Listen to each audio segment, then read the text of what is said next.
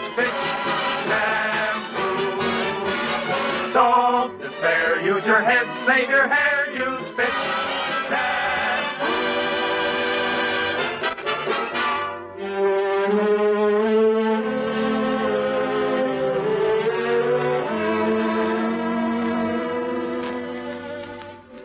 Soft, shining hair. That's what every girl wants. And that's the way your hair will be when you use Fitch's new cream shampoo. Fitch's cream shampoo leaves your hair dreamy soft like moonlight, shining like bright starlight. That's because this marvelous new shampoo is made with two beneficial beauty aids, lanolin and olive oil. Lanolin is used to soften the hair, to give it a brand new look. Olive oil is used to bring out sparkling highlights, to leave your hair gleaming and lustrous. And girls, you'll find Fitch's cream shampoo delightfully easy to use. Just a small dab whips into heaps of lather to thoroughly cleanse your hair and scalp. To rinse, just a swish of plain water and every bubble of suds is gone.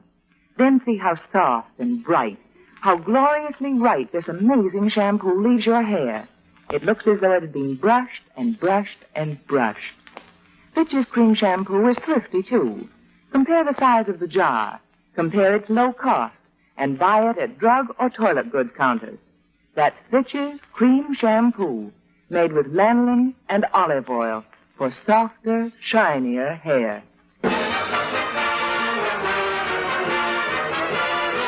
The F.W. Fitch Company, makers of Fitch Shampoo, presents the Fitch Bandwagon, written by Ray Singer and Dick Chevrolet, with Elliot Lewis, Walter Tetley, Janine Roos, Ann Whitfield, Robert North, Walter Sharp and his music, and starring Alice Faye and Phil Harris.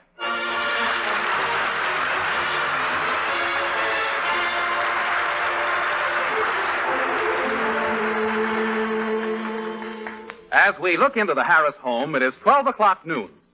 Phil is still asleep, and Alice is downstairs talking to her brother, William.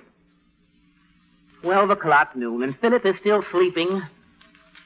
Alice, why do you let him sleep so late? But he's tired, William. He and his band played at a dance last night, and they got home very late. He was so groggy when he got in, he didn't know what he was doing. Why? What happened? He came in half asleep, sat on the edge of the bed, took off one shoe and one sock, and then sat there for a half hour staring at his feet. Staring at his feet? Yes. Finally, he turned to me and said, "Hey, Alice, am I going to bed or am I just getting up?"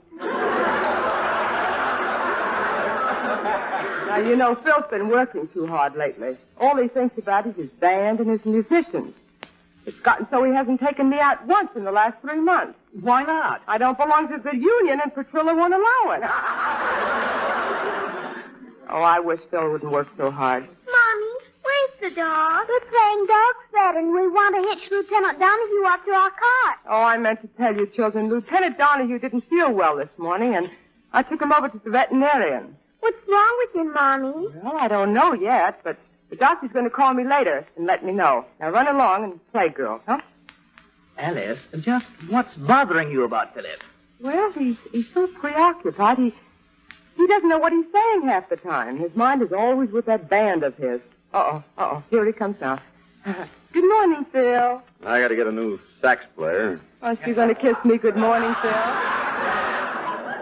I got to enlarge that fiddle section. Phil Harris, I'm talking to you. Oh, pardon me. What did you say, miss? I'm your wife, remember? And I'm standing here with my lips puckered up. Doesn't that mean anything to you? Oh, yeah. I got to get a new trumpet player, too. Phil, aren't you going to kiss me good morning? Oh, sure. Kiss you. Certainly I am. I was just thinking about the band. Hey, come here, honey, and I'll give you a great big... Good morning, Philip.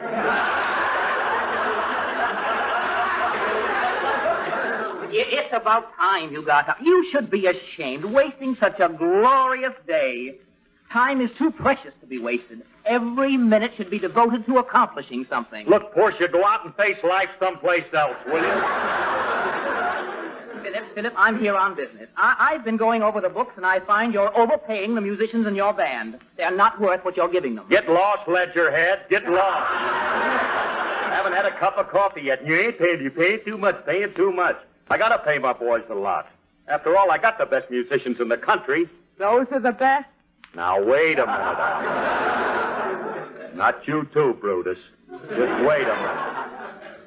After all, now, you ain't trying to say that my musicians ain't no good. Well, that ain't the only thing they ain't. Well, even you must admit that your band is, shall we say, loud?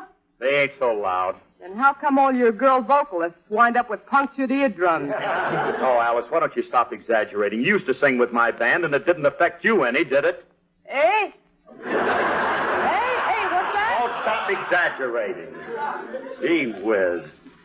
Oh, Phil. Oh, you just keep picking on my band, that's all. Why don't you leave me alone? No, I'm not only picking on it because of what I'm only picking on it because of what it's doing to you. You're working too hard. You don't look well lately. What are you talking about? I never looked better in my life. And, baby, that's hard to top. You don't look well, Philip. And it's because you don't lead a healthy, normal life like I do. I don't smoke, drink, or run around. I'm in bed every night at 9 o'clock. And at 6 o'clock the next morning, I get up. What for?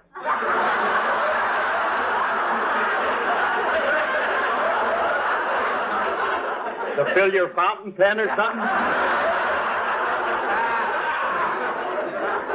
Look, will you guys leave me alone? There's nothing wrong with me. Oh, I think there is, Phil. You're very irritable lately. Do me a favor.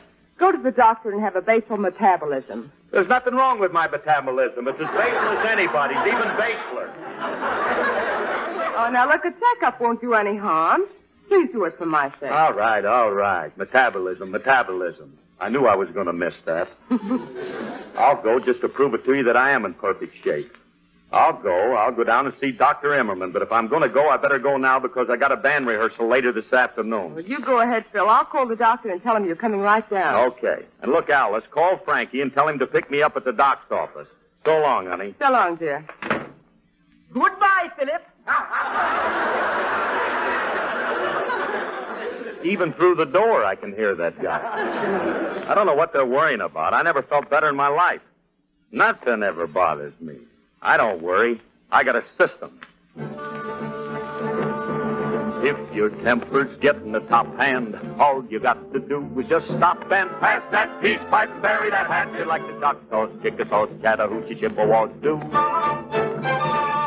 If you're feeling mad as a wet hen, mad as you can possibly get, then pass that peace pipe and bury that tomahawk like those Chiamex, Cherokees, Chapultepec too.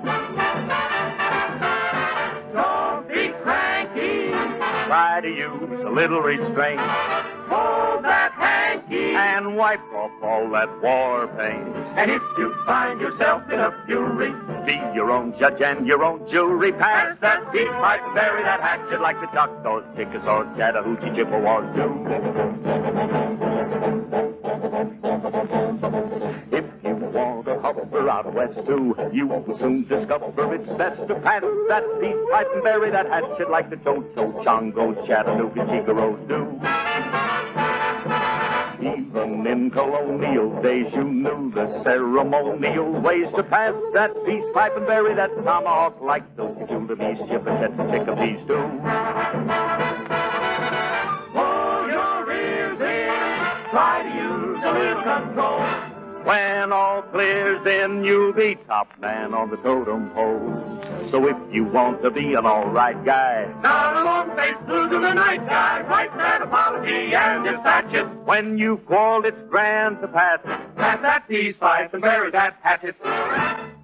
Like the Choctaws, Chickasaws, Chattahoochee, Chippewas, those Chiamex, Cherokees, Chapultepec, those Chickadees, Chippewas, and Chickadees, Cho-Cho, Changos, Chattanooga, Chicaros, do.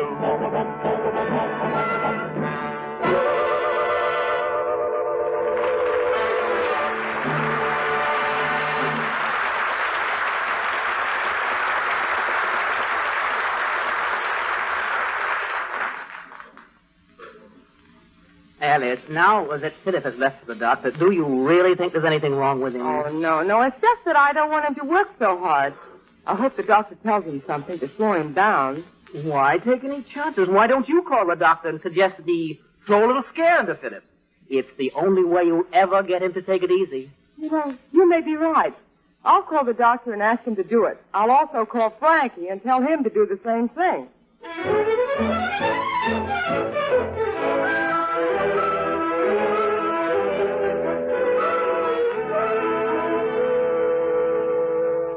Oh, Doctor, Mrs. Harris just called. Her husband Phil is on his way down for checkup. You mean old Curly Top? What's he want to check up for? All he's concerned about is his beautiful wavy hair. Is he really that conceited about his hair? Is he? I'll never forget the last time he was here. Before I could listen to his heart, I had to remove the rag curlers from the hair on his chest. Mrs. Harris wants you to throw a little scare into him, Doctor. He's been working too hard, and she feels you're the only one who can get him to slow down. Well, this could be fun. I could scare him with a few long medical terms. Let's see now, what can I tell him he has? Oh, why don't you tell him he has rhinogenous cephalalgia? Nurse, I can't tell him that. Why not? I can't pronounce it.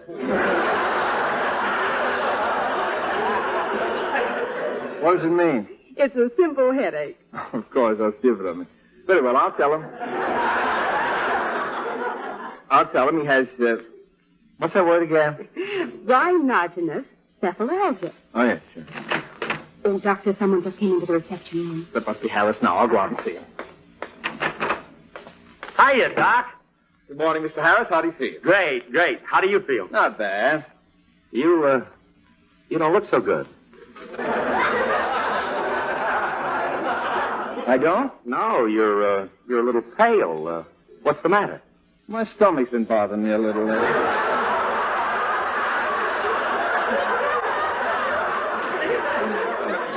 Well, look, don't eat so much. Drink a lot of water and get plenty of fresh air. That'll be $5, please. Thank you, Doctor. Wait a minute. I'm the doctor around here. You want to check up? Let's get started. Open your shirt. Okay. Well, I've never seen anything like this before. What's wrong? You're the first patient I've ever seen with ham hocks tattooed on his chest. Yeah, and in color, too. Take a deep breath while I listen with my stethoscope. Uh-huh. Mm-hmm. Oh. How am I, Doc? Mr. Harris. Yeah? Would you mind paying me advance for this visit?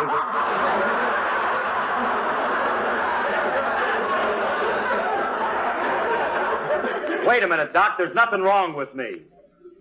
Is there? Well, I hate to tell you this, Mr. Harris, but you have a severe case of... Excuse me a minute.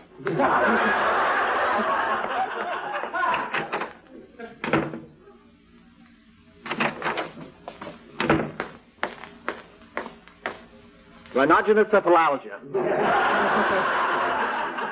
What the heck you got in that back room, Doc? What did you say I have? I said you have a severe case of rhinogenous cephalalgia. Oh, that. Well, that's nothing to worry about. I'll just go home and sprinkle some Malvin on my Crudelbine. What's a Crudelbine? You worry with it. I'm still working on rhinoceros.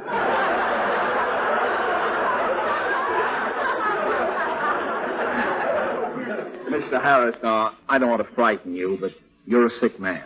Yeah? Yeah. In addition to what I just said, you have an acute case of dorsum rotundum, and you're in the advanced stages of pityriasis capitis.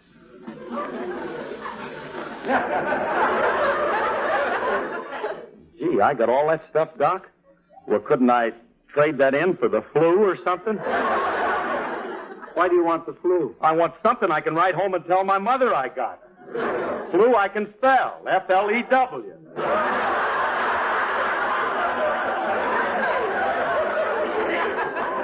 I'll write it out for you.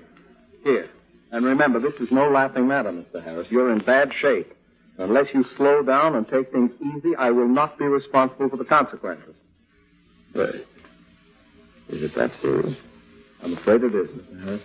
Well, gee whiz, I can't understand it. I thought I felt good when I came in here.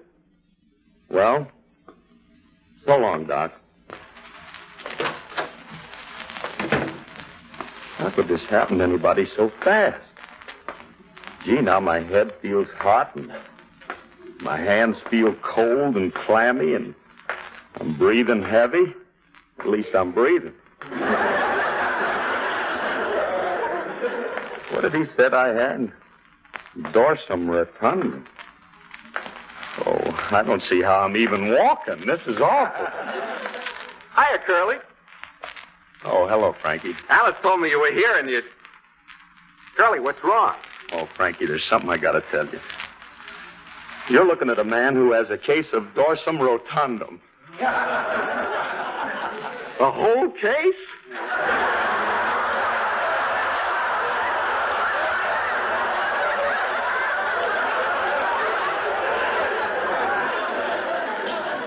Where'd you get the stuff? Frank.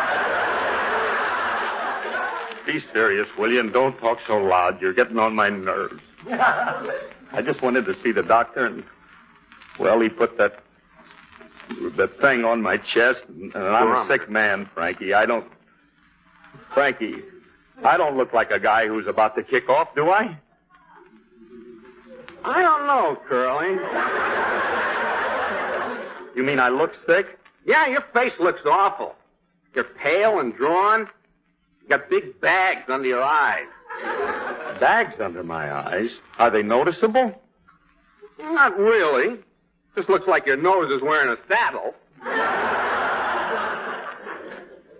English or cowboy? More like a side saddle. You really got it. I know I got it, but I wish I knew what I got. Well, for one thing, I can see you got too much iron in your blood. How do you know I got too much iron in my blood? It's obvious. Look at your hands. The ends of your fingers are breaking out in nails. Oh, Frankie, how can you joke at a time like this? You're supposed to be my pal. Comfort me. Say something to cheer me up. Just tell me that I'm not going to die. Tell me I'm not going to die. All right, I'll tell you. But my heart won't be in it.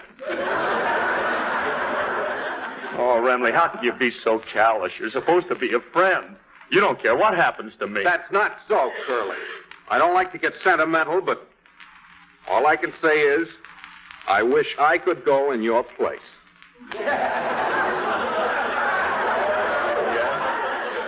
Oh, gee, Frankie.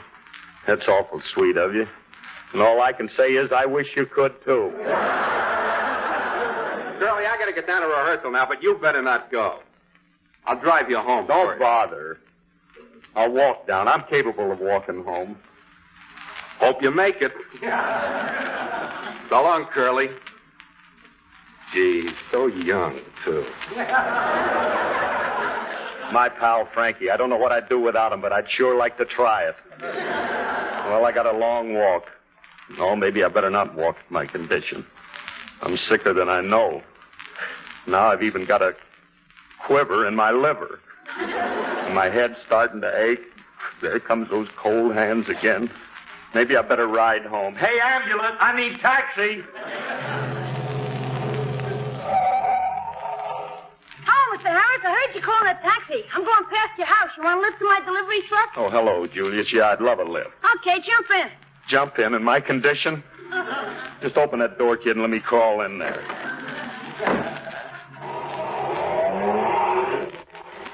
Beautiful day, hey, Mr. Harris? It's great to be alive, ain't it? I wouldn't know, Julius. Hey, I'm glad I met you. I got good news. Look, kid, before you say anything, I want you to know that you're looking at a man who isn't long for this world. Now, wait till you hear my good news first. Tomorrow I'm getting a $2 raise. That's life for you. He's going to get raised, and I'm going to get lowered. Hey, what's the matter with you anyway, Mr. Harris? Look, Julius, I've just been to my doctor, and according to him, I'm on my last legs. And, gee, if anything happens to me, Alice wouldn't have a man around to take her in his arms and comfort her. I wouldn't say that, Mr. Harris. Oh, look, Julius. Oh, gee, it's got me worried to death. I wonder if she'd ever get married again. No, she wouldn't, because I remember what she told me on our honeymoon. Hey, where did you and Miss Faye go on your honeymoon? Niagara Falls, why? Just checking. I wouldn't want to take her to the same place. If I could lift my arm, I'd punch you right in the nose. Look, Julius, drive faster, will you? I feel worse every minute.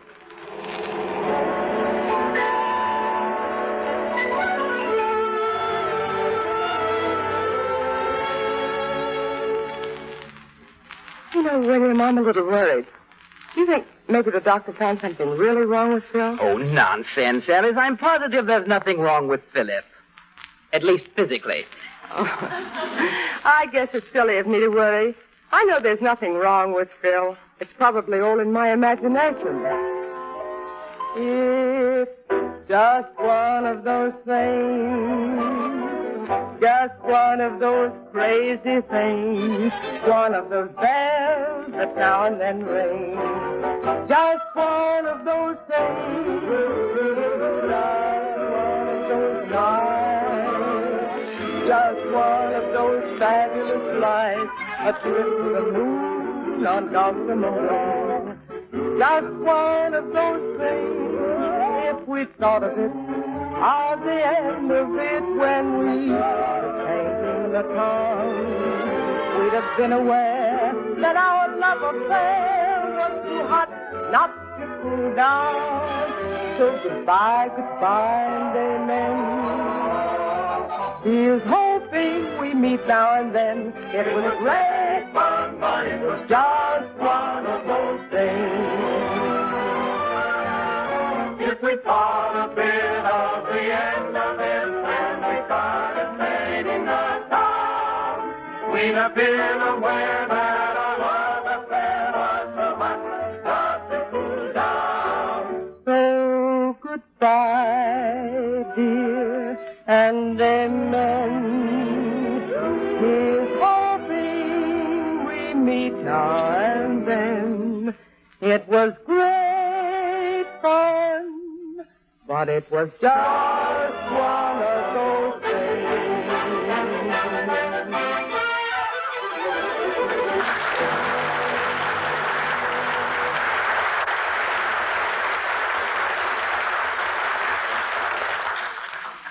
Mommy, did the dog doctor call about Lieutenant Donahue? No, honey, the veterinarian didn't call yet. He should any minute. You go out and play, and I'll let you know when he does. All right, Mommy. Do you think the dog will pull through, Alice? Well, he's very old. I don't think he has much chance. I'm afraid when the vet calls, he's going to have bad news. I guess I should have told Phil about the dog, but I didn't want to upset him any more than he is.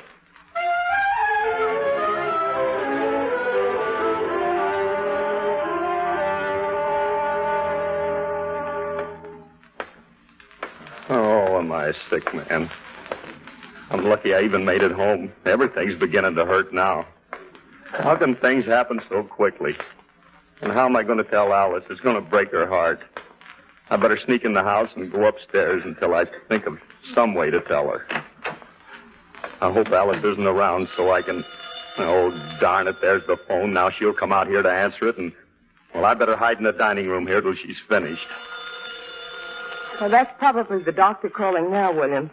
I'm anxious to find out how the poor old thing is.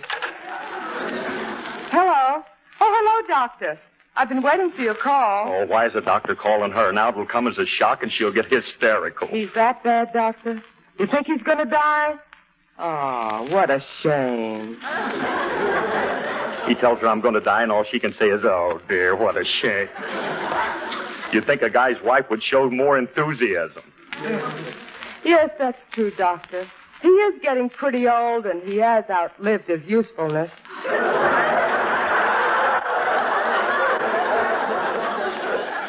Pretty old. She ain't exactly no Margaret O'Brien herself. Well, the children will miss him, but I can always replace him. I've seen several in Beverly Hills that appeal to me. Several, yet one ain't enough. Oh, thank you, Doctor, for all your trouble. As soon as I get another one, I'll bring him in for shots. Bye. William, the doctor said there's no hope for him. You know, the house will seem sort of empty without him. Oh, nonsense. He was never around anyway. He was always chasing all over town. Why, I don't even think he appreciated the horse meat you cooked for him.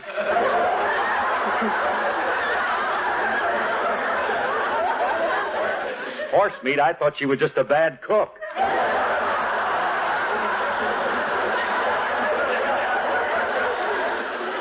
Well, just the same, I'm going to miss him. Well, frankly, I fail to understand how you ever tolerated him around the house. He was always lying around, scratching himself with his hind leg. I suppose he thinks that's easy.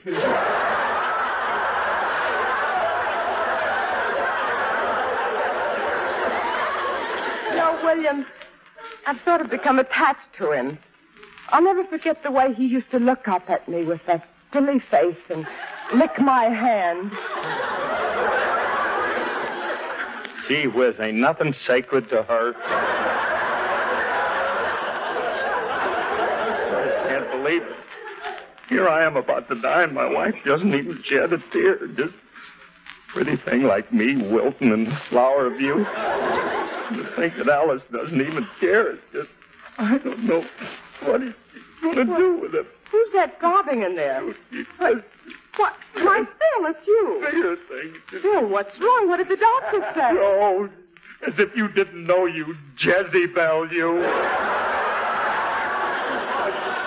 I heard you talking to the doctor, and he said my days are numbered, and you didn't even care.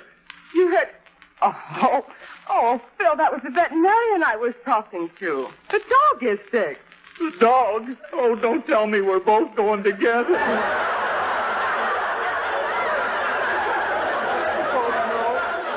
Oh, that's all I need with everything else that's wrong with me. What do you mean? What's wrong with you, Phil? Yes. What did the doctor say you had, Philip? Oh, I'm awful sick, William. I've got rhinotosis. I've got... Well, wait a minute. Here's the whole list. Yes, let me see.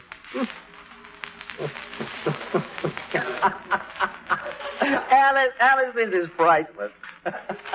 What are you laughing at? Oh, Philip, there's nothing wrong with you. All you have is dorsum rotundum, which means you're round-shouldered, rhinogenous cephalalgia, the headache, and pityriasis capitis means dandruff.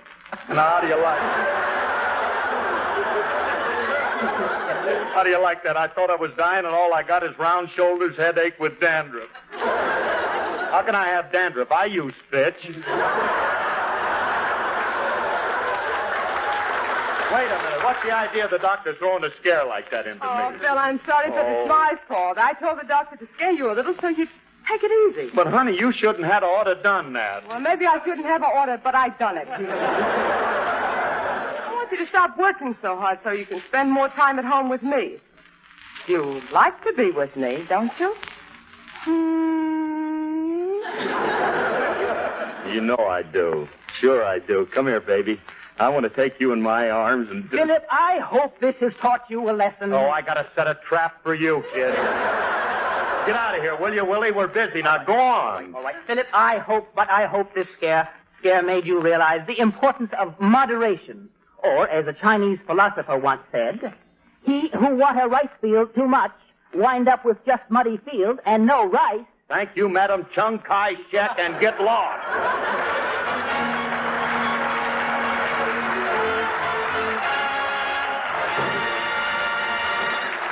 Alice and Phil will be back in just a moment. America's number one hair problem is dandruff. Yes, according to a recent survey made by Cosmopolitan magazine, 61.5% of those interviewed said their number one hair problem is dandruff.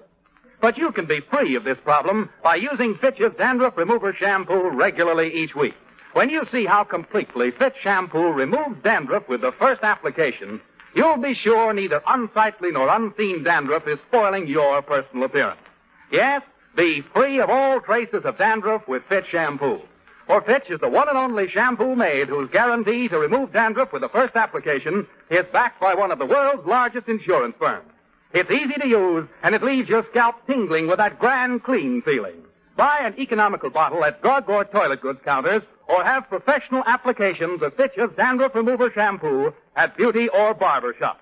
Fitch's... This is NBC, the national broadcasting company.